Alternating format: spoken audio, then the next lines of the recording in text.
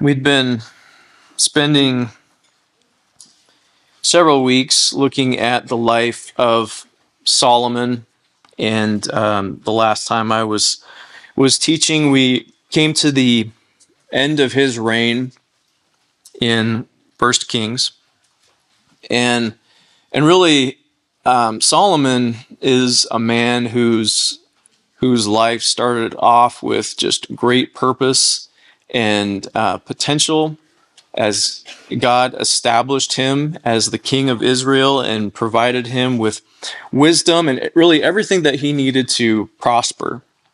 And really, as a king and in that position, he was a type of Christ and exemplifies Christ in his perfect dominion and perfect rule that is going to be the reality on this earth again in the future. And Solomon, although he was given much, he was an imperfect man, and we see that in spite of his wisdom, in spite of all that God had given to us, his heart was drawn away from the Lord. It said that he had married many foreign wives, and those wives had brought their idols into that marriage union, and that had turned his heart towards those idols, and he started to blend in different elements of that idolatry together. And that great compromise led to the kingdom being divided and stripped away, taken from his hands. And God revealed that to him, that because of his sin, he was going to strip away the kingdom from his reign. And because of his father David, he wouldn't do it in Solomon's time. He would have this event take place after Solomon was gone. But that 10 of the tribes in the kingdom were going to be given to another person. And for the sake of David and the promise that God made and his plan for establishing that line of David that would eventually come to Christ, the tribe of Judah and the tribe of Benjamin together would resume under the headship of the kings of Judah and those that followed after Solomon's line. But you remember that he ended his life, and it's kind of a miserable picture there in 1 Kings, and it talks about how God had raised up a man called Jeroboam, who was a leader in Israel with the people there, and he told Jeroboam that he was going to be lifted up as the next king, and God gave Jeroboam every opportunity to prosper and succeed in his rule. And if he would follow God and keep after his commandments, that God would establish Jeroboam and those that would come after him.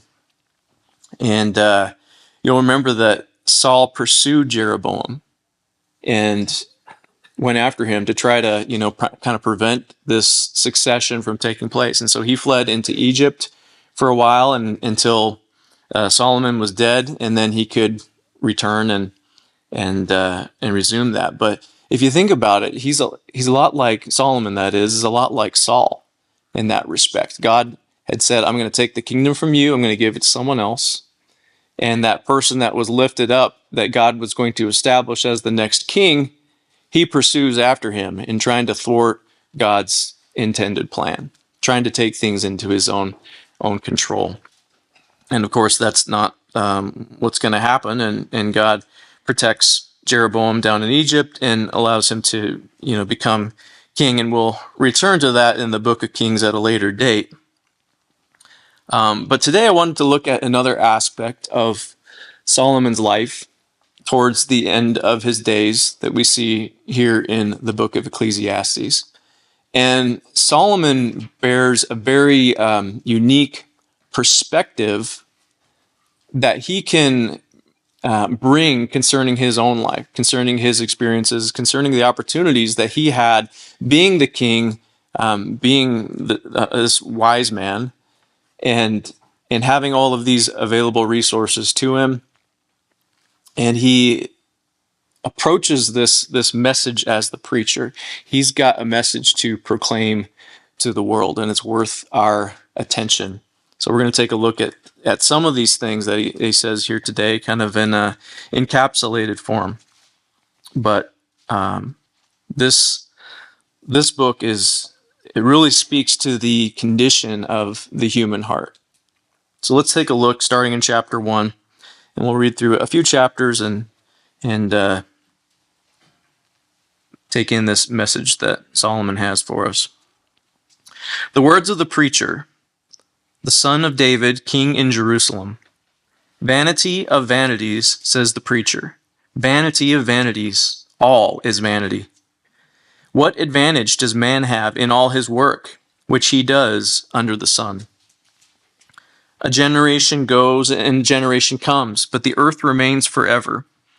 Also the sun rises and the sun sets, and hastening to its place, it rises there again. Blowing toward the south, then turning toward the north, the wind continues, swirling along, and on its circular courses, the wind returns. All the rivers flow into the sea, yet the sea is not full. To the place where the rivers flow, there they flow again. All things are wearisome. Man is not able to tell it. The eye is not satisfied with seeing, nor the ear filled with hearing. That which has been is that which will be, and that which has been done is that which will be done. So there is nothing new under the sun. Is there anything of which one might say, "See this, it is new"? Already it has existed for ages which were before us. There is no remembrance of earlier things, and also of the later things which will occur. There will be for them, no remembrance among those who will come later still.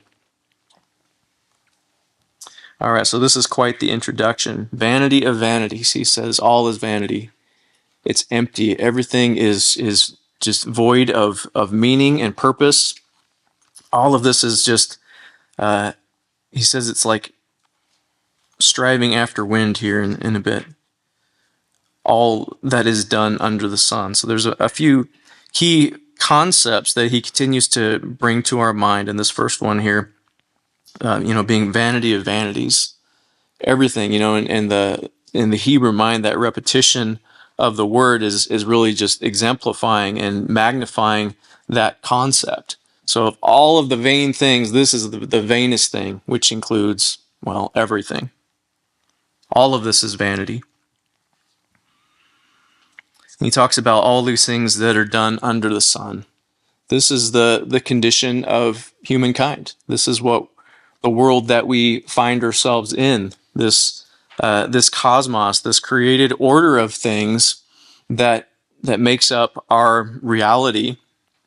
He says this is what's confined in this realm of things that is under the sun.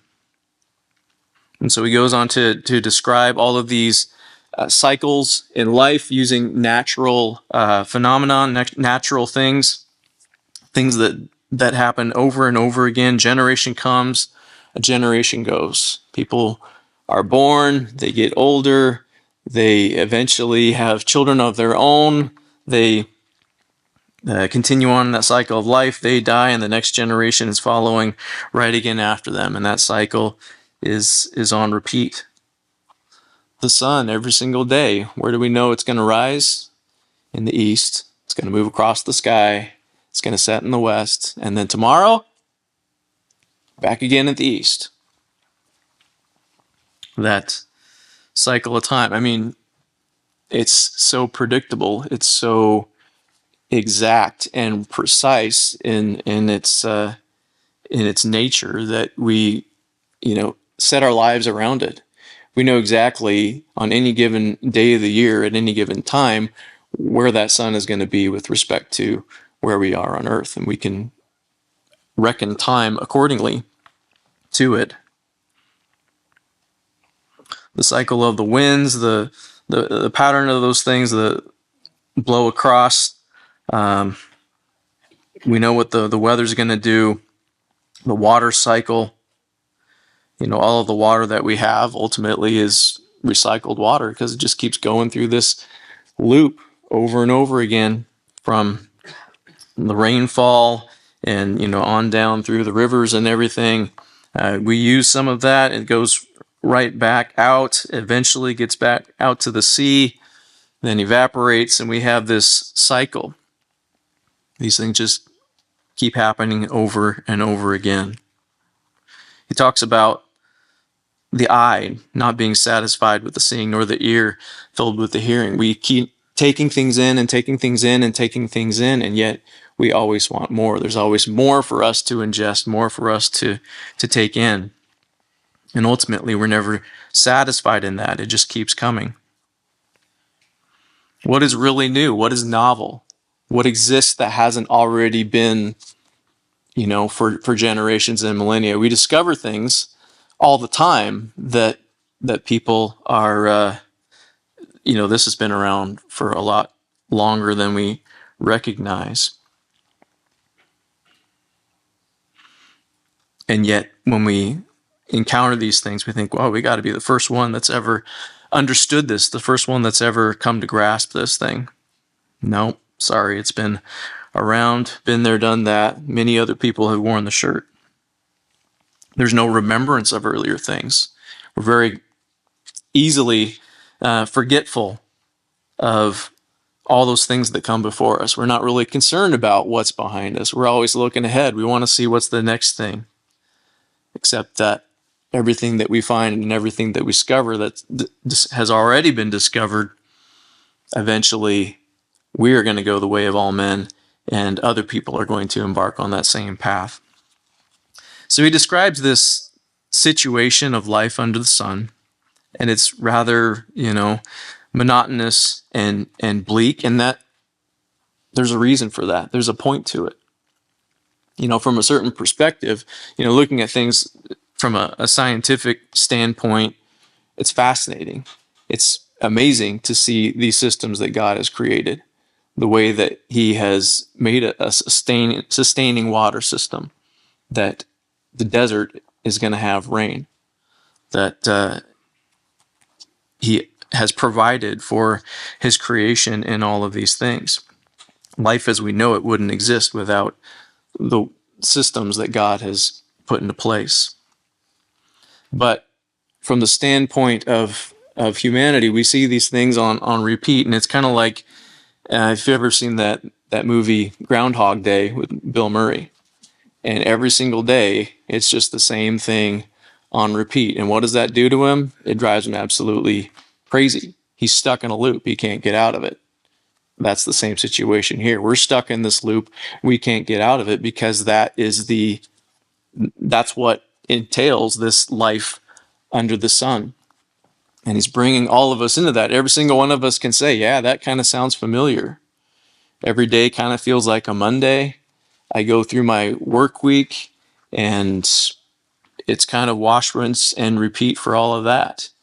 I get home from work and yep, it's time to eat again. We got to go through all this again. What are we going to eat? What are we going to do? Go into the evening and do whatever things, go to sleep, wake up, and, well, it's time to go to work again. We're on these treadmills, and it often feels like we're not going anywhere. We're not the first to experience this. Let's keep reading. I, the preacher, have been king over Israel and Jerusalem, and I set my mind to seek and explore by wisdom concerning all that has been done under heaven. It's a grievous task which God has given to the sons of men to be afflicted with. I've seen all the works which have been done under the sun, and behold, all is vanity and striving after wind. What is crooked cannot be straightened, what is lacking cannot be counted. I said to myself, behold, I have magnified and increased wisdom more than all who were over Jerusalem before me, and my mind has observed a wealth of wisdom and knowledge. And I set my mind to know wisdom and to know madness and folly, and I realized that this also is striving after wind. Because in much wisdom there is much grief, and increasing knowledge results in increasing pain. Okay, so he says that he has pursued through wisdom. And certainly God gave him wisdom in abundance and greater than anyone else. And yet, with that, he only more acutely sees that all of this is just vanity and striving after wind. Another way to understand that would be vexing to the spirit. And with more of that knowledge and with more of that wisdom, he really just more acutely understands the futility in this life under the sun. So that didn't help things out. Let's keep reading. I said to myself, "Come now, and I will test you with pleasure. So enjoy yourself." And behold, it too was futility. I said of laughter, "It is madness," and of pleasure, "What does it accomplish?" I explored with my mind how to stimulate my body with wine, while my mind was guiding me wisely, and how to take hold of folly until I could see what good there is for the sons of men to do under heaven, the few years of their lives. I enlarged my works. I built houses for myself. I planted vineyards for myself. I made gardens and parks for myself, and I planted in them all kinds of fruit trees. I made ponds of water for myself, from which to irrigate a forest of growing trees. I bought male and female slaves, and I had homeborn slaves. Also, I possessed flocks and herds larger than all who preceded me in Jerusalem. Also, I collected for myself silver and gold, and the treasure of kings and provinces. I provided for myself male and female singers, and the pleasures of men, many concubines. Then I became great, and increased more than all who preceded me in Jerusalem. My wisdom also stood by me. All that my eyes desired, I did not refuse them, and I did not withhold my heart from any pleasure, for my heart was pleased before all my labor, and this was my reward for all my labor. Thus I considered all my activities which my hands had done, and the labor which I had exerted, and behold, it was all vanity, and striving after wind, and there was no profit under the sun. Okay, so with the frustrations of life, Solomon looks to find some fulfillment, find some satisfaction in different places. So pleasure, pursuing leisurely things that would bring enjoyment and relaxation and stimulation. So he pursues after laughter. He pursues after different activities, and says that this is all vanity. We live in a time in history where we can enjoy leisure and pleasure and relaxation more than any other time that has existed. And we don't have to work from sun up to sundown just to be able to put food on the table to take care of our families. We have indoor plumbing. We have all sorts of things that are conducive to what many would think is going to bring the satisfaction. In fact, if you think about the lives of the kings that lived even just a couple centuries ago, and if you visited any of those palaces and you see the grandeur of all of that and you think, man, this is beautiful, this ballroom is tremendous, all this marble. You sit on that throne, you sit on that chair made of stone, and you're like, ooh, I don't think I would like to sit in this for very long. I prefer this comfortable chair that you guys are sitting in, or my lazy boy back home.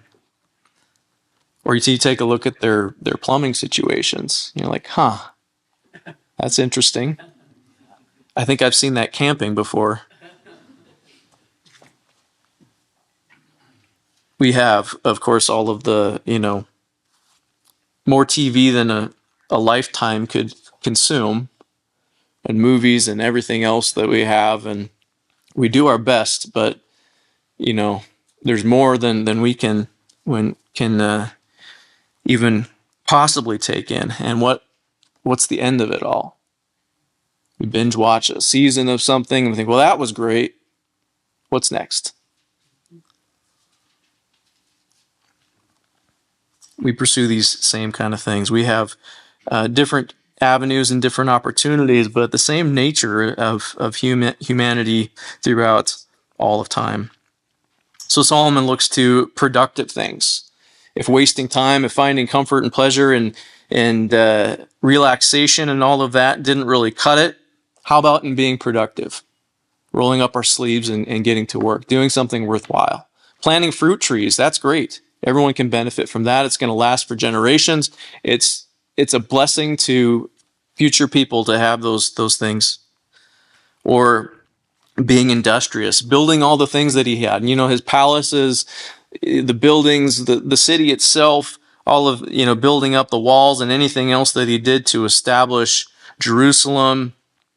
That was all worthwhile work. Things that he could look at the end of the day and say, look, I accomplished something here. We built something with this. Or, all these animals, his flocks. And, in addition to being a hobby of raising these things and tending them and caring for them and, watching them thrive and grow and be abundant and fruitful. And it was useful. It provided all sorts of animals. We read about the sacrifices that Solomon was able to supply all of these animals for, thousands and thousands of bulls and things. I can't even just imagine what that would have been like, but he could do that. He raised these animals. He was able to provide them.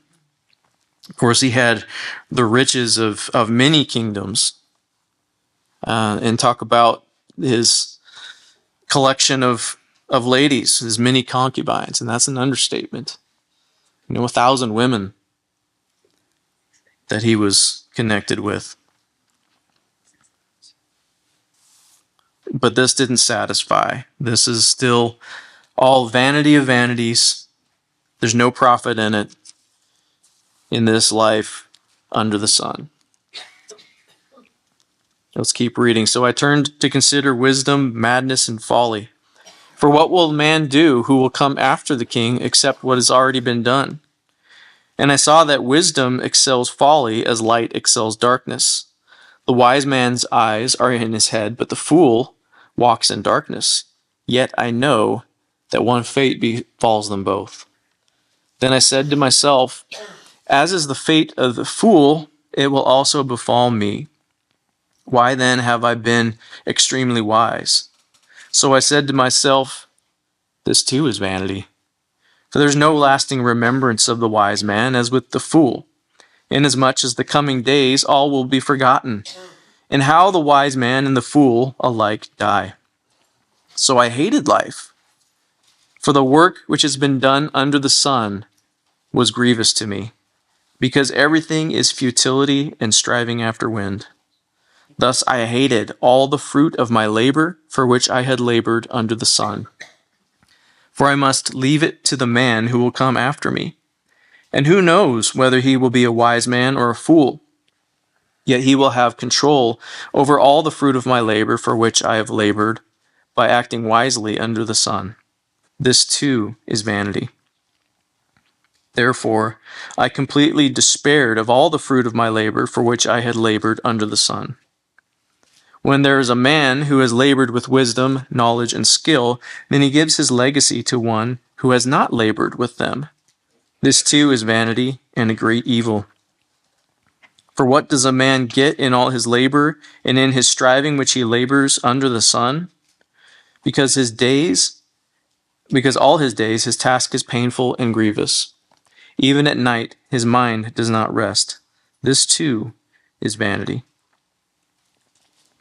All right, so he contemplates all these great works that he's done, his accomplishments, and ultimately, what is that worth? What is the end of all of this? He's been a wise man all of his life and applied that, and you can compare himself to the fools that walk in darkness, as it says, and that's true. And there's a difference in the way that a wise man walks in the light and a fool walks in darkness. But ultimately, what happens at the end? They both die. I think about this sometimes when you read a story about somebody in history, or maybe you watch a show or something like that, and you see them going through the sufferings, and they go through these situations, and maybe tragically, ultimately, they die in that situation. You're like, oh man, that was tough, that was hard, and they're dead. And you think about it for a second, wait a minute, this was 200 years ago. Every single person in that story is also dead. And the end of that one life and the end of that one story is really not all that different from the end of all of the others. And Solomon is saying the same thing here. What's the profit? What's the benefit of the wise man or the fool? Because ultimately, you're going to the same place. And your legacy is probably going with you, or at least shortly following after. I think of my own family even. The people that, if anyone's going to know about them, it should be me.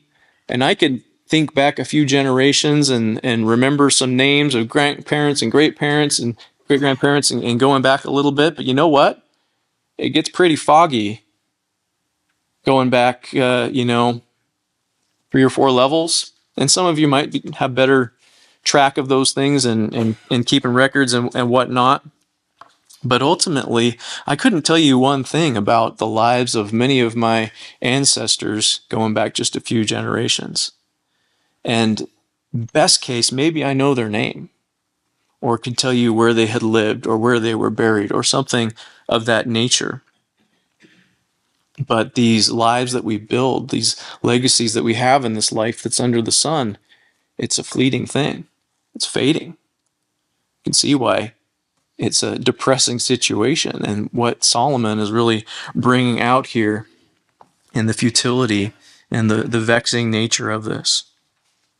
He says, I can build this empire. I can have this kingdom, and everything that I have, everything that I own, I'm going to hand over to the next generation, to my son. And who knows what he's going to do with it. I've worked my butt off all of these years to build this life. And I'm going to hand it off to this individual. And what's he going to do with it? He hasn't worked for it. He's just received it. What happens so often when people inherit a bunch of money? It's gone. And you're like, oh, your dad built that business from the ground up. He poured himself into that. He made his life. He spent the best years of his life building that business up so that you could do what? Sell it off, buy some fast cars, fritter away on whatever. It just flows out like a sieve. And we know the story of what's going to happen with the son that comes after Solomon. Is he going to be a wise man or a fool? Well, he's going to be a fool. And we'll get to his story at another time. So he understands, he grasps these things, and he's really good at bringing this up, because every single person can relate to the truth that Solomon is bringing out here. So he says in verse 24, there's nothing better for a man than to eat and drink and tell himself that his labor is good. This also I have seen, that it is from the hand of God. For who can eat and who can have enjoyment without him? For to a person who is good in his sight, he has given wisdom and knowledge and joy. While to the sinner, he has given the task of gathering and collecting so that he may give to one who is good in God's sight. This too is vanity and striving after wind. So he comes to a bit of a conclusion here. With all of the conundrums of life and the frustrations and the patterns and the repetition and the dead ends and everything else, he says, you know what? It is good for us to enjoy the things that God has given to us, to recognize the gift of God and the giver, who can eat and who can have enjoyment without him. So Solomon is starting to guide us through this message, through this sermon as the preacher, to what's the solution? What do we do about this life that's under the sun? And it's like there's this impenetrable veil over all of humanity. And under that veil, we have life under the sun that Solomon is describing here. But there's little cracks that we can see beyond that veil to the other side and see that, wait, God has given us things to enjoy here on the earth. And it is worthwhile for us to recognize that and to enjoy them while we can.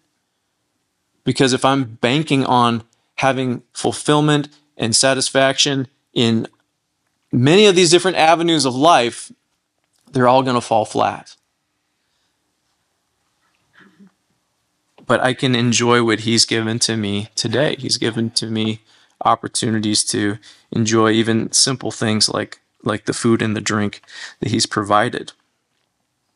And he gives good things to those that are pursuing after him. And for those that are trying to build their lives apart from him, ultimately they're going to just end up giving that over and giving that away. That's going to be an endless pursuit that leads nowhere. So he says, let's enjoy some of the simple things that God has given to us, because he has given those for us to enjoy. Chapter 3, verse 1, there's an appointed time for everything, and there's a time for every event under heaven, a time to give birth and a time to die, a time to plant and a time to uproot what is planted, a time to kill and a time to heal, a time to tear down and a time to build up, a time to weep and a time to laugh, a time to mourn and a time to dance, a time to throw stones and a time to gather stones, a time to embrace and a time to shun embracing, a time to search and a time to give up as lost, a time to keep and a time to throw away, a time to tear apart and a time to sew together, a time to be silent and a time to speak, a time to love and a time to hate, a time for war and a time for peace. For what profit is there to the worker from that in which he toils? I have seen the task which God has given the sons of men with which to occupy themselves. He has made everything appropriate in its time. He has also set eternity in their heart. Yet so that man will not find out the work which God has done from the beginning even to the end. So he goes through this passage, very poetic in the concepts that he's bringing out. There's a time for all of these different things in life, and there's seasons that we go through. And the good thing and the bad thing about those seasons is that they have a use-by date. And they're going to be here for a while, and then it's going to be over, and we're going to go on to other things. And that encompasses the bad, and that encompasses the good. We can encourage ourselves when going through hard times and struggling and saying, this too shall pass. And I'm not going to feel the same pain that I'm feeling now through the rest of my days. But we also know that the good times that we're experiencing, that those are fragile, that those can also be taken from us. We can lose things that are of tremendous value and worth to us, and that loss can be rending to our soul. But there's an appropriate time for every season, everything that takes place in life, the good and the bad, the things we prefer, the things that we don't like. God has woven all of that together in a tapestry because he's doing something through those events. He's trying to get our attention. He's trying to help us to understand something about this life that's under the sun and find that it's incomplete, that it's missing, that we have all of these things that we go through, and yet what is the point of all of this? We toil, we strive, we do all of this. What is the end of all of this?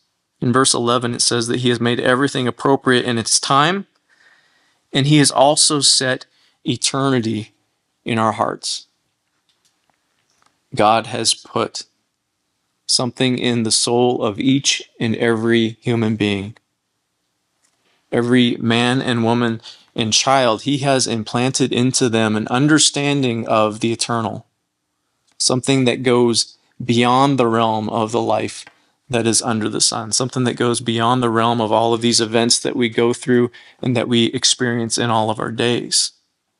All of this has to do with the concept of time. There's a time for this, there's a time for that, there's a time for these other things, but there's also an eternity that is timeless, an eternity that is not sullied by any aspect, any concept of time, because there's a God that's over that eternity, that himself has no beginning and has no end, and all eternity is found and bound up in him.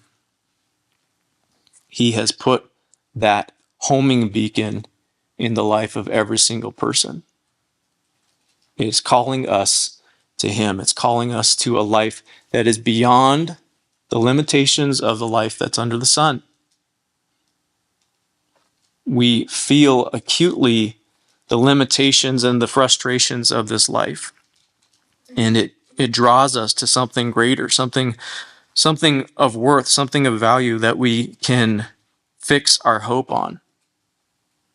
It draws us to him. It's said that every single person has a God-shaped hole in their soul. And there's only one thing that can fill it. And that's God himself. And we try to fill it with all these things that Solomon himself had said, I tried this, I tried that, I tried these other things. It could be sex, it could be drugs, it could be prosperity, it could be success in work, a life of enjoyment, traveling to all these places and seeing the beauty. Where does that lead? It doesn't fill the hole. It doesn't fill the void. Because God himself made that void unfillable. He set eternity in our hearts. There's only one thing that can satisfy it. There's only one thing that can fill it, and that is himself. Let's keep reading here. I know that there is nothing better for them to rejoice and to do good in one's lifetime. Moreover, that every man who eats and drinks sees good in all his labor. It is the gift of God. I know that everything God does will remain forever. There's nothing to add to it, and there's nothing to take from it. For God has so worked that men should fear him. That which has been already, and that which will be, has already been. For God seeks what is passed by. Furthermore, I have seen under the sun that in the place of justice there is wickedness, and in the place of righteousness there is wickedness. I said to myself, God will judge both the righteous man and the wicked man, for a time for every matter and for every deed is there. I said to myself concerning the sons of men, God has surely tested them in order for them to see that they are but beasts. For the fate of the sons of men and the fate of beasts is the same. As one dies, so dies the other. Indeed, they all have the same breath, and there is no advantage for man over beast, for all is vanity. All go to the same place. All come from the dust, and all return to the dust. Who knows that the breath of man ascends upward, and the breath of beast descends downward to the earth? I have seen that nothing is better than that man should be happy in his activities, for that is his lot. For who will bring him to see what will occur after him? So he talks about the forever purpose of God, and that he knows what he's doing. He has seen the end from the beginning. He knows where everything is going, but this is veiled from us. We don't see that from this side of things. But we feel the injustice of things that take place. We see and we hate it when the righteous are being suppressed, when wickedness is being exalted, and we certainly live in times where that is very evident, and it's vexing to the soul. And we see those things, and we cry the same thing. How long? How long, O God, will these things happen? How long will the wicked prosper? Man has cried the same thing for all of the generations. How long are we going to see this? When will your righteousness be established? Because right now, it doesn't look like that's what's going on. Because what happens to the righteous man and what happens to the wicked man, ultimately it ends in the same thing. And they're going to be just like the beasts that die. And they draw their final breath, and then there's nothing more in this earth, in this life that's under the sun.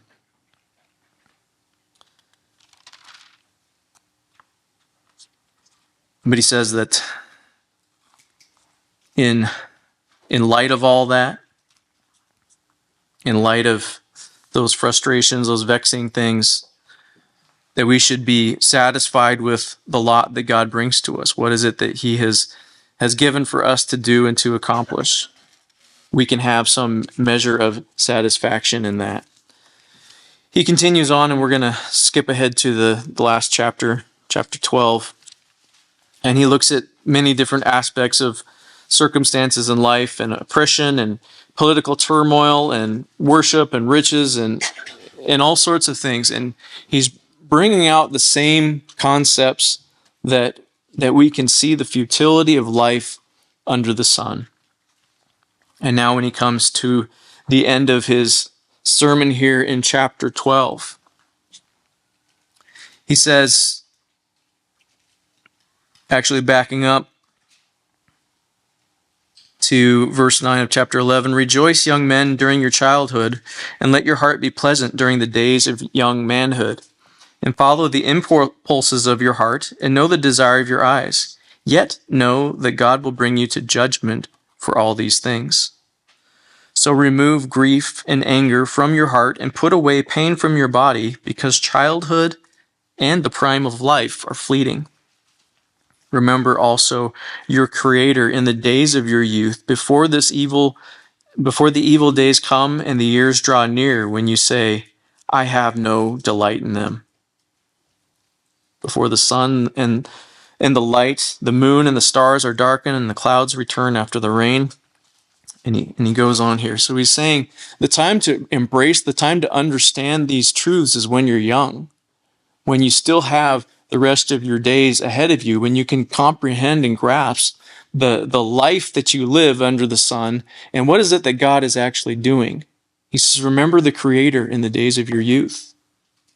That's the opportunity that you have to actually do something, because all of this is fleeting. Your youth, your childhood, the prime of your days, that's going to be gone like that. And what do you have to look forward to? He describes the aging process, when your body's starting to fall apart, and when things are just not happy when you wake up, and when you go through your day, and when you go to bed. And that cycle also repeats itself. When your senses are starting to fail you, when you can't hear the things that you used to be able to hear, when your eyes are dim, when all of this is happening, that is not the time to remember your Creator. That's not the time to get this thing figured out. While you have those days ahead of you, and you don't know how many they are. But seize the opportunity as early as you can, as young as you can. That's why we teach our children these things. That's why we invest in the lives of young people, so that maybe they won't make the same mistakes that I made in my life. Maybe I can keep them from experiencing some of the pain that I've gone through. That's exactly what Solomon's doing as he's reaching the end of his days. He can look back and he can see, ooh, I didn't do a lot of that the right way. But I have this opportunity to tell you before it's too late, for you to remember your Creator in the days of your youth. And whatever extent your youth is today, this is the day to remember your Creator.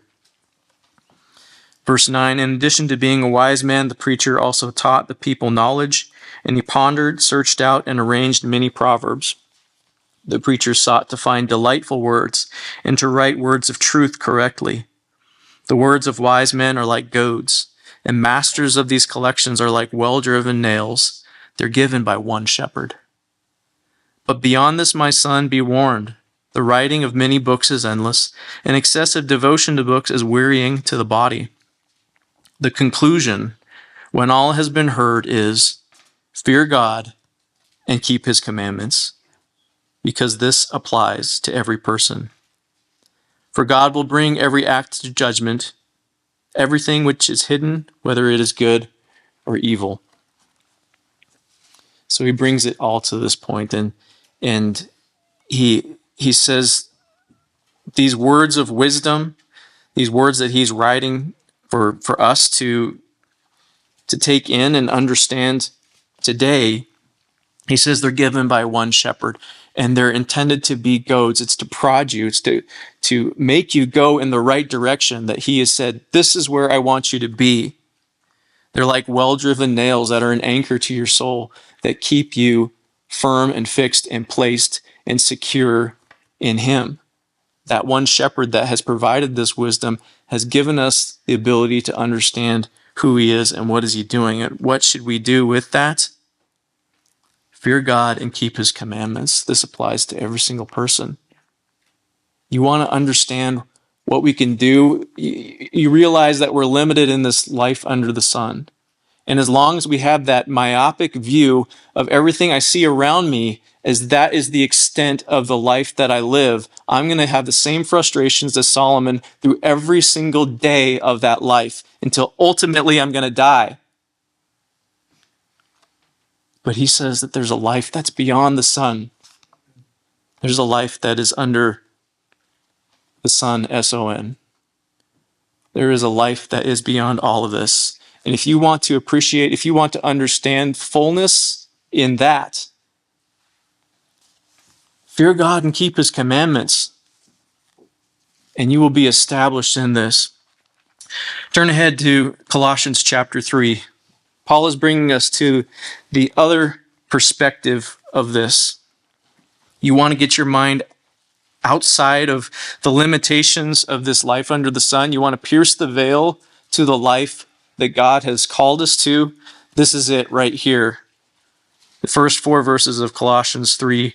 Therefore, if you have been raised up with Christ, keep seeking the things above, where Christ is, seated at the right hand of God. Set your mind on the things above, not on the things that are on the earth. For you have died, and your life is hidden with Christ in God.